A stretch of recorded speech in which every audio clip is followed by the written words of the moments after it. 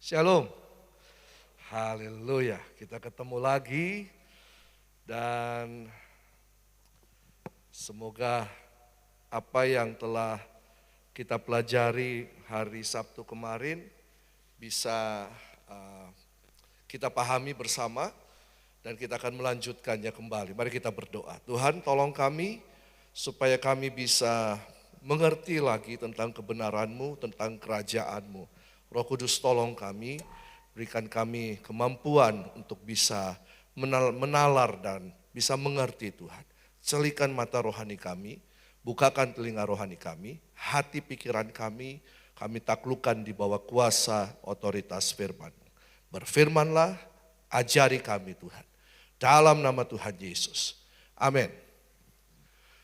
Oke, ya hari ini saya akan berbicara ada 4 atau 5 tema, ya.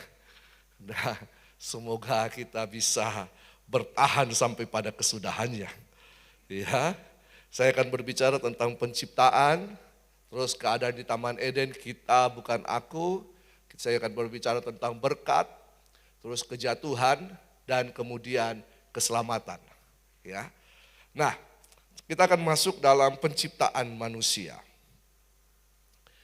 Bahwa memang Allah mempunyai kepentingan untuk dunia ini. Dia tidak asal menciptakan segala sesuatu. Lalu kemudian karena Allah memilih manusia, berarti posisi manusia itu bukan posisi yang kemudian hanya sebagai pelengkap saja. Ya, ada berkata kita ini hanya cacing-cacing biasa saja. Tetapi keberhargaan manusia itu di pandangan Allah itu luar biasa, bahwa kita ini adalah rekan sekerja Allah. Bahkan Allah membawa kita dan kemudian Allah menetapkan kita sebagai perwakilannya di muka bumi ini. Nah, posisi manusia ini sungguh luar biasa di pandangan Allah. Nah, karena itu Tuhan menciptakan manusia. Nah, jadi alam semesta ini adalah hasil dari penciptaan Allah, Dia sang pencipta. Nah, di situ kata penciptaan itu memakai kata bara, ya, B-A-R-A, yang berarti bahwa Dia telah menciptakan. Nah, kata bara ini dipakai sehubungan dengan apa? Sehubungan dengan penciptaan yang dikerjakan oleh Allah sang pencipta. Ya. Nah, kata bara ini dikenakan kepada pencipta. Kita bisa saja membuat sesuatu, tetapi itu bukanlah bara. Ya, itu bukanlah bara. Jadi menciptakan dari segala sesuatu yang tidak ada menjadi ada. Ex nihilo. Ya, dari ketiadaan menjadi ada. Nah, alam semesta diciptakan dari ketiadaan menjadi ada. Tetapi kemudian manusia itu diciptakan oleh tangan Tuhan sendiri. Ya, dengan bahan baku debu tanah. Nah, jadi penciptaan yang dikerjakan oleh Allah ini kemudian termasuk dalam sejarah dan menjadi titik tolak sejarah selanjutnya dalam kehidupan manusia. Jadi penciptaan manusia adalah permulaan daripada sejarah yang ada. Nah, sejarah ini untuk menceritakan tentang kemahadahsyatan Allah sebagai sang pencipta.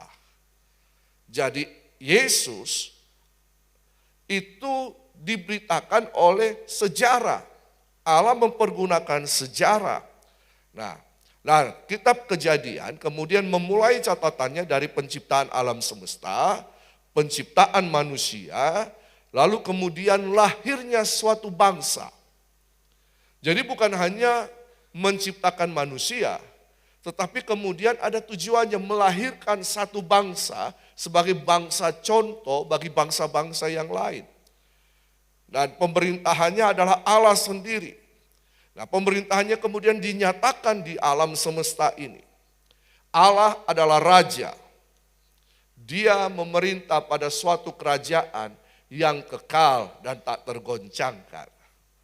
Pemerintahannya itu kemudian diwujudkan di muka bumi ini. Nah, pemerintahannya itu diwujudkan melalui manusia dan kemudian berada di Taman Eden. Jadi Taman Eden itu adalah miniatur kerajaan Allah. Manusia ditempatkan di situ untuk kemudian menjadi raja-raja dan imam-imam. Nah, jadi puncak daripada penciptaan alam semesta adalah dengan menjadikan manusia yang diciptakan menurut gambar Allah. Makanya Kejadian 1 ayat 26 sampai 28 merupakan landasan kita, dasar bagi kita untuk kemudian mengembangkan kingdom ini. Karya penciptaan manusia itu Allah tidak memikirkannya secara pribadi. Kita percaya bahwa Allah kita Allah Tritunggal kan. Allah Bapa, Firman, dan Roh. Iya kan? Firman dan Roh. Firman kemudian menjadi anak. Nah, jadi Allah ketika itu marilah kita menjadikan, marilah kita ini Allah sedang berbicara kepada dirinya di hadapan penghuni sorga. Bukan berarti malaikat akan ikut menciptakan, tidak. Tapi Allah sedang berkata kepada dirinya dalam sidang ilahi, marilah kita ini Dia, Bapa, Firman, dan Roh. Baiklah kita, tapi di hadapan penghuni sorga. Dia mengumumkan juga di situ dan memperkatakan, saya akan menciptakan manusia. Tuhan telah berencana, Tuhan telah memikirkan dahulu ya tentang itu. Bukan berarti kemudian ya hanya kemudian manusia itu dijadikan sebagai pelampiasan idenya saja. Tidak, ya. Nah, manusia ini dipikirkan terlebih dahulu dalam benak Allah. Makanya dikatakan baiklah kita. Ya, baiklah kita menciptakan manusia. Nah, lalu kemudian setelah Allah menciptakan manusia, barulah Dia berkata, apa yang Ia kerjakan adalah amat baik. Berarti saya dan saudara diciptakan bukan dengan standar baik, tapi amat baik. Amin. Ada standar yang Allah berikan dalam kehidupan, dalam penciptaan manusia. Nah, manusia yang kemudian disebut Adam. Jadi dalam bahasa Ibrani manusia adalah Adam. Adam adalah manusia. Lalu Hawa itu nanti setelah nama Hawa ini dikenakan pada waktu kejatuhan manusia dalam dosa. Jadi sebelumnya bukan Hawa namanya, tapi Is. Is itu ISH, berasal dari laki-laki. Ya. Nah, jadi manusia ini dijadikan dalam image Allah, gambar Allah. Nah, ada kemuliaan Allah di dalam diri manusia. Makanya standarnya amat baik. Karena ada kemuliaan Allah. Jadi ketika manusia diciptakan, kan dikatakan dalam keadaan telanjang. Tetapi tidak telanjang. Ya, telanjang tapi tidak telanjang. Karena pada waktu itu manusia itu mengenakan kayak jubah kemuliaan.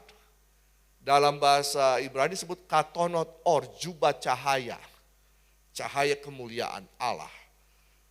Nah, itu yang mengakibatkan manusia telanjang tapi tidak telanjang. Nah, lalu kemudian di situ manusia ini yang adalah makhluk image Allah ini selalu dikunjungi dan kemudian bersekutu dengan Allah.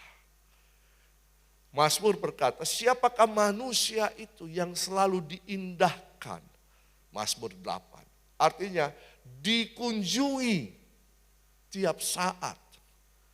Ya, ada hubungan antara Allah dan manusia yang begitu luar biasa. Manusia bukan hanya sekedar pesuruh, tetapi partner Allah. Ketika saya menggambarkan begini, ketika Allah mengunjungi manusia, mereka berdiskusi, bercerita, bahkan duduk sama-sama. Saya nggak tahu waktu itu ada kopi tidak, ya.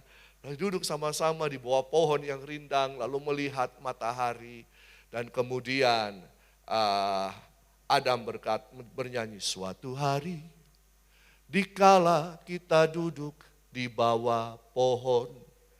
Lalu Hawa menjawab, dan memandang matahari yang turun ke peraduannya. Iya. Wow, ada persekutuan yang luar biasa. Mereka bercerita, bercengkrama, berdiskusi, bahkan mungkin ada rencana-rencana yang dikemukakan oleh Tuhan. Makanya firman Tuhan katakan bahwa ketika Tuhan ingin merencanakan sesuatu, Dia menyatakan terlebih dahulu kepada nabi-nabinya. Iya kan? Nah, jadi mungkin seperti itu. Ini gambaran saya, ya, gambaran saya. Karena persekutuan yang indah dengan Allah. Nah, kemudian manusia ini bukan hanya sekedar tinggal di Taman Eden. Manusia diberikan mandat oleh Allah di bumi, tapi exercise-nya di Taman Eden. Harus dikelola, diusahakan Taman Eden itu. Ya, manusia harus bertanggung jawab atas Taman Eden. Taman Eden ini diberikan kepada Adam untuk dikelola dan diusahakan. Sebagai exercise power di situ. Latihan. Ya, Adam dilatih di situ. Nah, kita kembali ke Kejadian 1 ayat 26. Bahwa manusia diciptakan menurut gambar dan rupa Allah. Gambar di sini dalam bahasa Ibrani selem. Rupa itu demut. Nah, lalu kemudian kalau kita komparasi dengan bahasa Latin, itu diterjemahkan imago dan similitude. Ya, imago, makanya kita kenalkan kata imago Dei, gambar Allah, ya kan? Imago dan similitude. Nanti Bapak Ibu bisa membaca di buku Kingdom Theology di situ dijelaskan apa itu similitude, apa itu imago. Karena memang waktu kita terbatas. Nah, tetapi kemudian selem itu berarti gambar yang dihias atau suatu bentuk yang menggambarkan figur yang diwakili. Jadi begini, ketika dua negara atau dua kerajaan kemudian berperang dan kerajaan A, kerajaan B, kerajaan A menaklukkan kerajaan B, maka kekuasaan atas kerajaan B itu diambil alih oleh kerajaan A. Dan bagaimana supaya orang mengetahui bahwa kerajaan Allah yang berkuasa atas kerajaan B, didirikanlah patung raja itu. Dibangunlah patung raja itu yang mewakili raja A. Sehingga ketika orang-orang dari luar datang ke kerajaan B, mereka bisa melihat patung itu dan mengetahui bahwa kerajaan ini telah ditaklukkan oleh kerajaan A. Nah, manusia adalah gambar, selem Allah di muka bumi. Berarti Allah dalam kerajaan Allah telah memberikan wakilnya yang melambangkan dirinya sendiri di mana? Di bumi. Selem. Lalu demut itu adalah keserupaan secara biologis. Ada sifat-sifat Allah dalam kehidupan manusia. Ada unsur Allah dalam diri manusia. Makanya ketika kemarin saya menjelaskan ketika Tuhan menghembuskan nafas hidup, berarti Tuhan memberikan kemampuannya dalam diri manusia. Ada yang berbicara karakter. Ya, Tuhan memberikan karakter ilahi. Ya, Tuhan memberikan kemampuan nismat chayim kepada manusia sehingga manusia menjadi nefes cahaya, makhluk yang hidup. Ya, Tuhan memberikan kemampuannya, Tuhan menanamkan potensi, Tuhan menanamkan kesadaran, intelektualitas, Tuhan memberikan karunia-karunia dalam kehidupan manusia. Ya, ada unsur Allah dalam diri manusia. Nah, jadi kemudian apa maksud abadi Allah bagi manusia dalam kekekalan? Ya, maksud abadi Allah dimulai sejak manusia diciptakan. Allah mempunyai maksud yang abadi. Ya, apa maksud abadi Allah? Adalah untuk memanifestasikan kerajaan Allah dalam apa? Dalam keserupaan, ya, dan manusia diberikan tugas untuk berkuasa atas seluruh ciptaan Tuhan di muka bumi ini.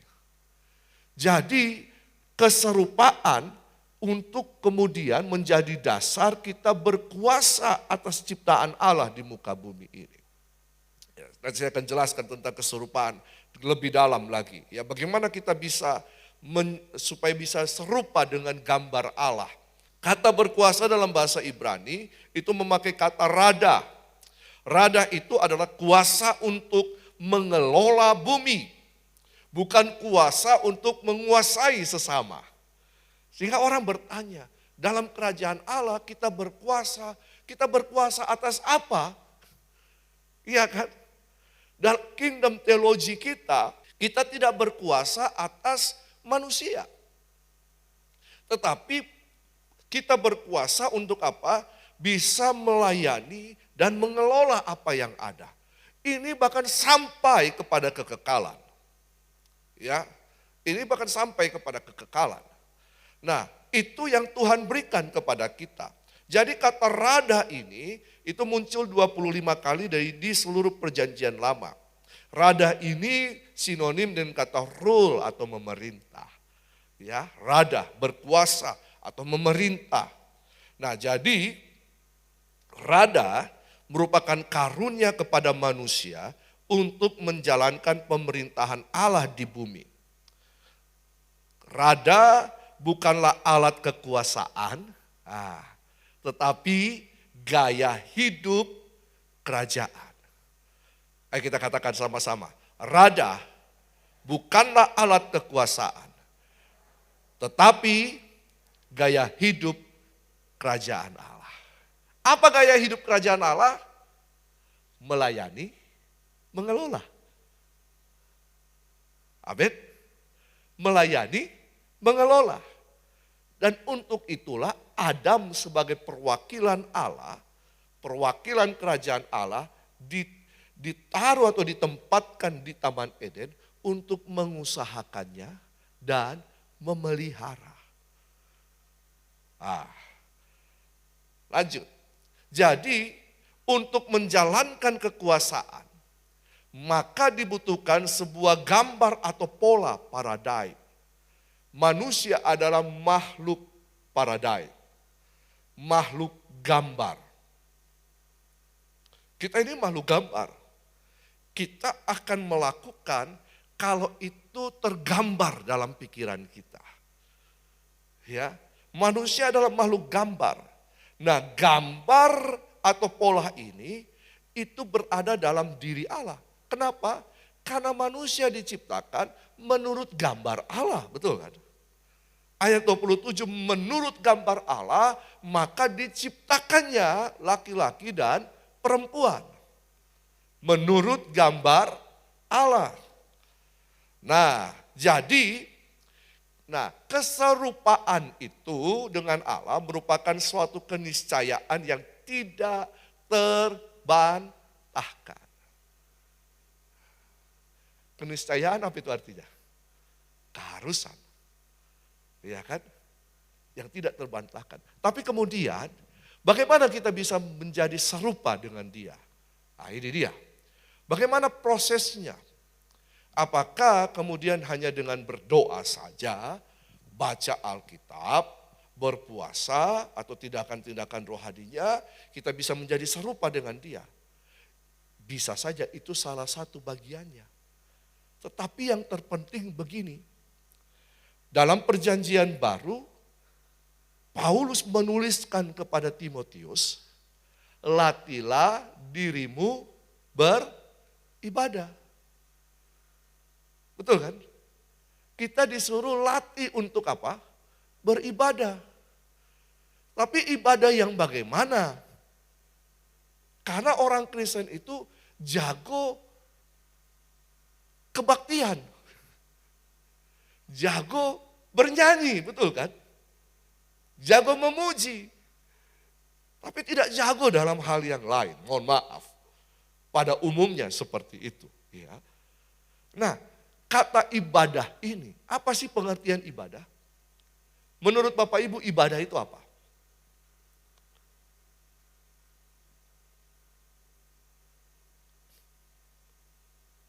Halo? Apakah ibadah itu?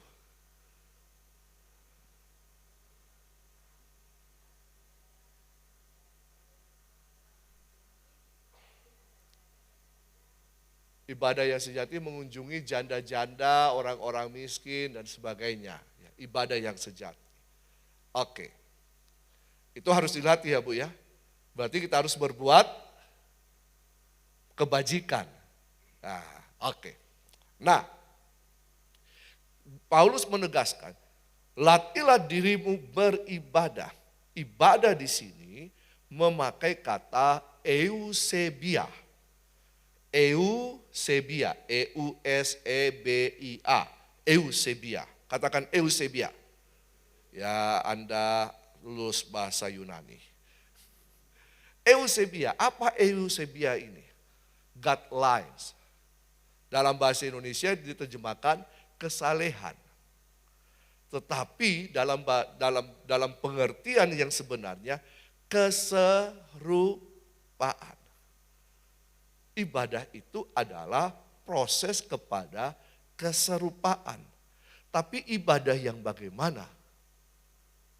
Kita kembali lagi ke perjanjian lama. Iya kan? Ada kata usahakan. Jadi Adam ditempatkan di Taman Eden untuk mengusahakan. Kata usaha ini memakai kata avoda dalam bahasa Ibrani. Avoda ini berarti bekerja dan beribadah. Kata avoda ini adalah bekerja adalah ibadah, ibadah adalah bekerja. Jadi proses keserupaan itu terjadi di mana? Ketika kita ada dalam kehidupan sehari-hari. Kebaktian orang bisa pakai topeng. Betul kan? Datang ke gereja, walaupun ada masalah, marah dengan istri, datang dengan senyum. Walaupun dia sudah pencuri, bersinah, tapi datang dengan senyum. Iya, pakai topeng. Jadi proses keserupaan ini terjadi setiap hari. Di mana? Amsal mengatakan, besi menajamkan besi. Manusia menajamkan sesama. Atau dengan pengertian lain, manusia satu belajar kepada manusia yang lain. Ini proses keserupaan. Nah, bagaimana caranya kita serupa? Ya ada prosesnya. Prosesnya di sini ini. Dalam kehidupan kita sehari-hari kita diproses. Betul kan? Diproses apa? Gaya hidup kita diproses, perkataan kita diproses, karakter kita juga diproses. Jadi lebih banyak kita akhirnya begini, kita harus mengeluarkan apa? Karakter Kristus. Betul kan? Karakter Kristus. Hendaklah terangmu bercahaya di depan semua orang. Matius 5 ayat 16. Hendaklah terangmu bercahaya di depan semua orang. Ketika kita percaya Yesus, ada DNA Kristus dalam kehidupan kita. Betul? Ada Kristus dalam kehidupan kita. Tetapi kemudian ini harus dinyatakan dalam kehidupan kita sehari-hari. Kristus itu, Yesus berkata, akulah terang dunia. Betul kan? Nah, Matius pasal yang kelima berkata, kalau terang itu ada di atas, pasti akan kelihatan. Jangan tutup terang itu. Ya kan, jangan sembunyikan terangmu. Nyatakan keluar. Nah, itu proses keserupaan. Ketika kita mengalami proses keserupaan, kita sedang membuka terang Kristus dalam kehidupan kita. Dan tujuannya apa? Menjadi dewasa. Dewasa kepada kesempurnaan Kristus sebagai yang sulung. Oke, kita lanjut lagi. Nah, jadi itulah proses keserupaan.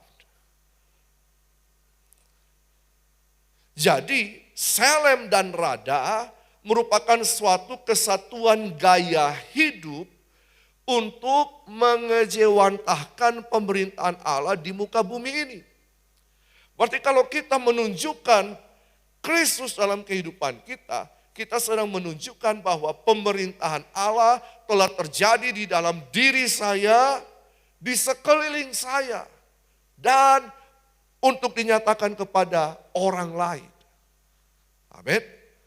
Bahwa pemerintahan Allah itu harus terjadi dalam diri kita.